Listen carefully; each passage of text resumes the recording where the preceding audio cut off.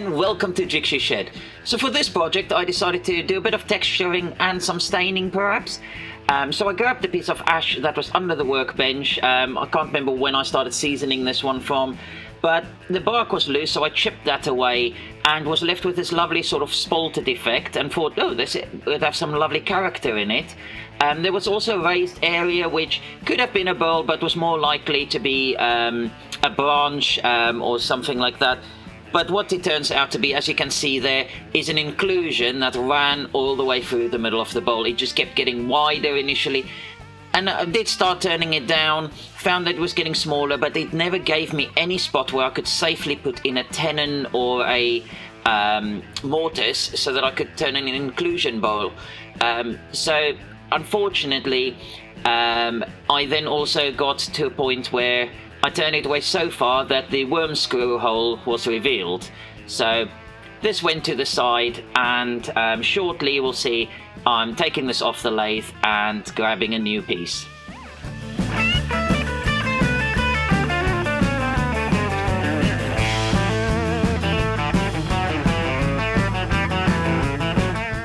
And there you go, you can just about see that tiny little hole in the center there. At this point, if that wasn't there and I had more space, I could possibly have done something there. But anyway, back to a new piece on the lathe and starting again.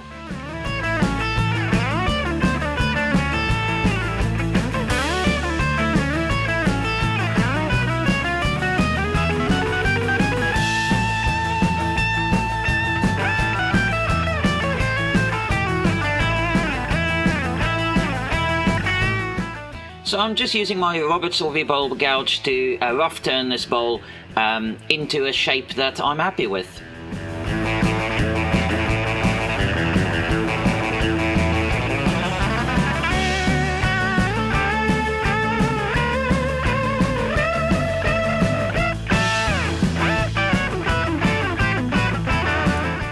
So now getting to the shape that I'm looking for, it's time to remove the tailstock and then get rid of the nib and start making a mortise for this bowl. So just marking out the mortise area. Lathe is going very slow there because I have to be very careful with the sharp prongs on the calipers. And then obviously just turning out the mortise there. It's a fairly shallow mortise I made for this, but enough to hold the bowl for what I need.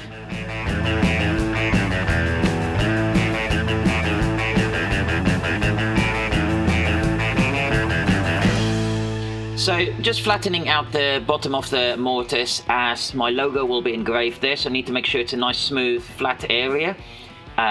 Sanding the rest of the bowl, but not going to keep you here too long, but as normal I go up to 400 grit.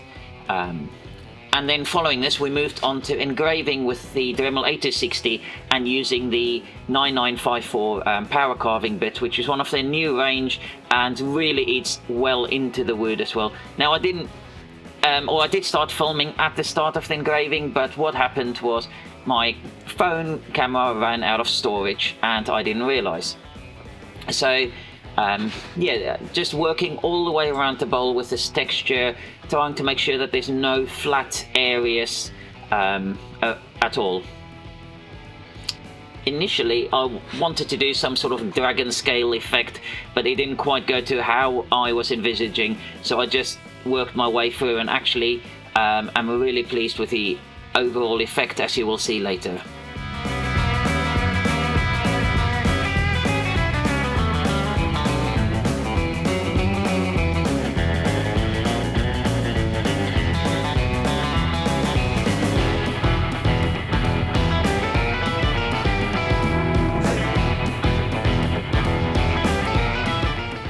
And here I'm just quickly experimenting on the foot of the bowl, just trying to get rid of some of the edgings there and just give a bit of definition. And then all the rough bits were smoothed out using the abrasive buffs. Now this texture was hard on the buffs, so they did wear down quite a bit on this, and because there was a lot to work through, but it gave a really nice effect on it. The power carving bits are quite rough as well, so they were leaving at parts a bit of slight lines on the texture, so I was just using the ball nose carving bit just to work those out as well. So all in all, it was quite a long time standing there carving, But it was a lot of fun and a very mindful task itself.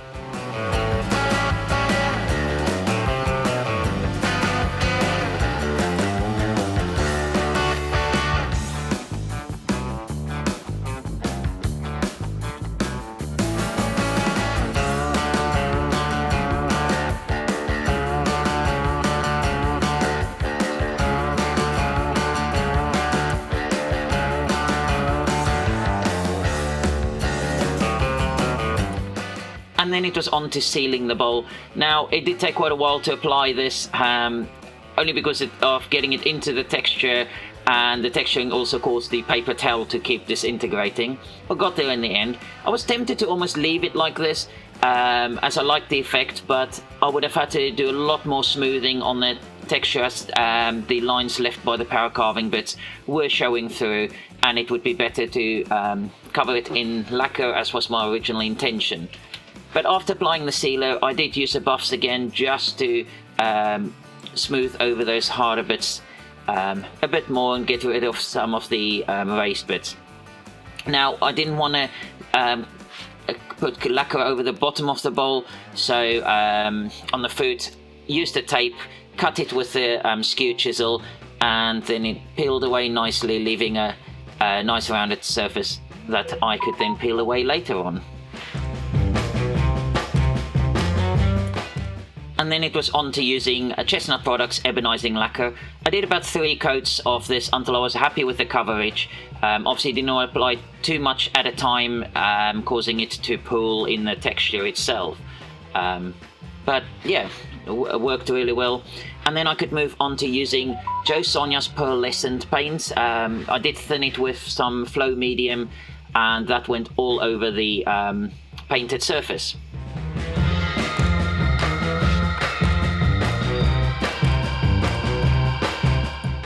Now, I really like this paint, but it did sort of lose some of the effect of the texturing.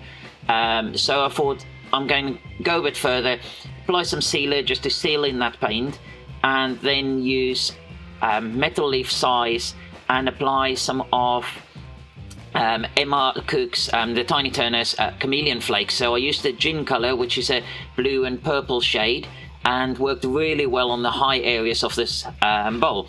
But it took a lot of time to apply the size and then the flakes itself. But overall, I'm really pleased with the final result on that.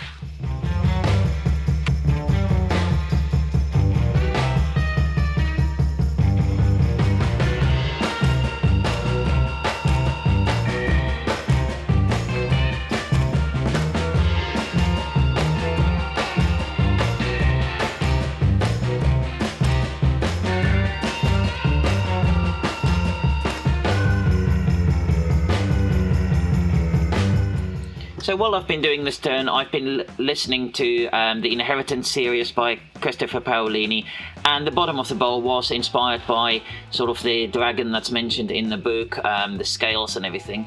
But then I decided I want to do a bit more staining as well. So here I'm just flattening out the top surface of the bowl and getting ready for staining it. But the idea was that this is sort of more of a night sky effect, and we'll see how that goes.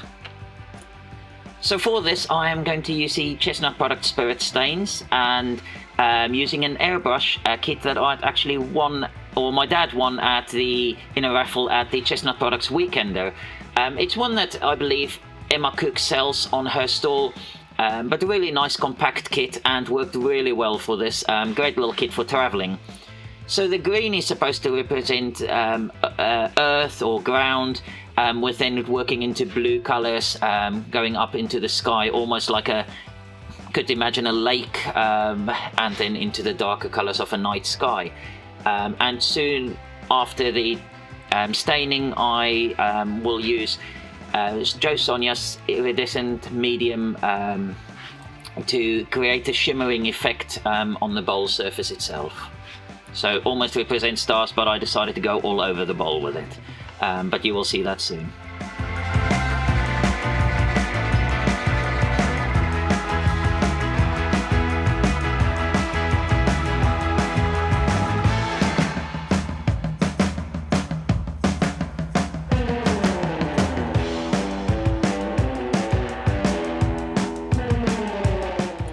So before applying the iridescent medium, I just needed to seal in the stain first. Now I did go a bit heavy-handed initially with the sealer, and it did make a few sort of blotchiness within the stain, but actually I really liked the effect and it really added to the whole piece, I think.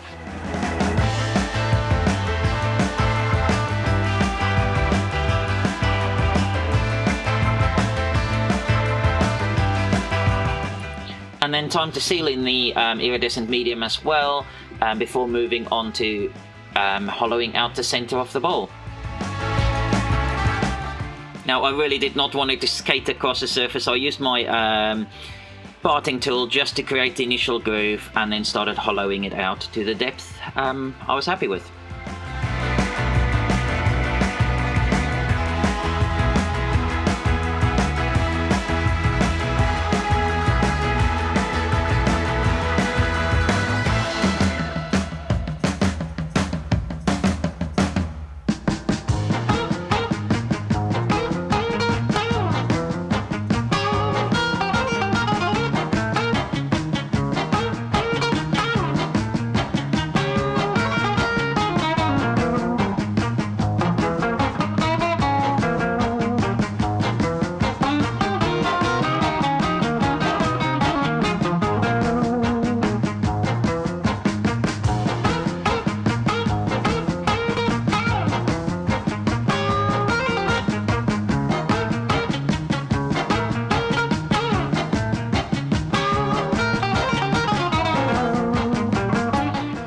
And then time to apply some sealer to the inside of the bowl, and shortly we'll see I'm using some of the shavings just to buff that up a little bit before using Yorkshire grit to shine up the inside a bit more.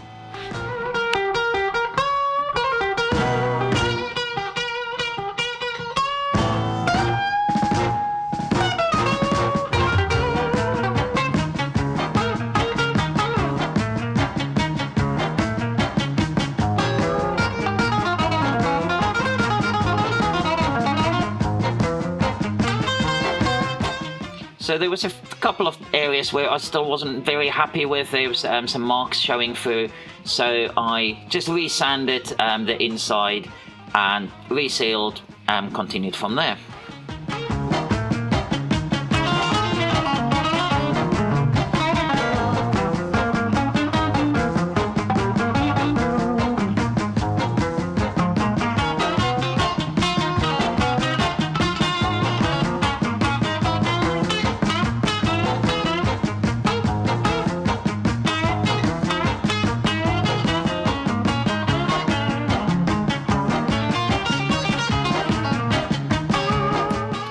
And then it's on to applying Chestnut Products acrylic gloss lacquer to the whole of the top piece of the bowl. And I lost count of how many coats I've done. I want to say it's about 4 or 5 that I did in total. Or could it even have been 6. And then using Yorkshire Grit Microfine, I shined up the top surface, and then final finish was microcrystalline wax over the top just to protect the surface because I was sure it was going to get touched.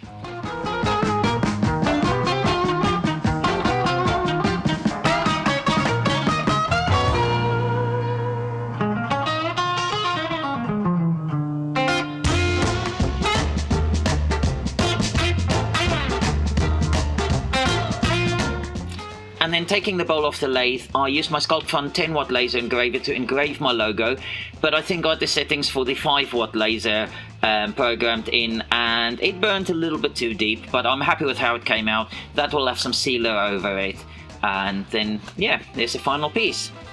Well, thank you for joining me in Jigsaw Shed. I had a lot of fun making this piece and really pleased with how it turned out. I'm loving the staining and then with the natural part there as well. And the iridescent medium really just gives it a little bit of a shimmer in there. Doesn't show up so well on the camera, same as the Chameleon Flakes, but hopefully maybe you can see the transition in the blue amongst the purple there. I'm not sure, but in person I'm really liking the effect of that. Helps in my logo. Had the settings wrong, it engraved rather deep, but actually for the ash it worked really well, and probably one of the best engravings I've done on ash off my logo. So yeah, really pleased with that. A lot of fun with this project. If you enjoyed it, please give it a thumbs up, leave me a comment down below, and subscribe to my channel if you've not done so yet. And I hope to see you next time. Take care.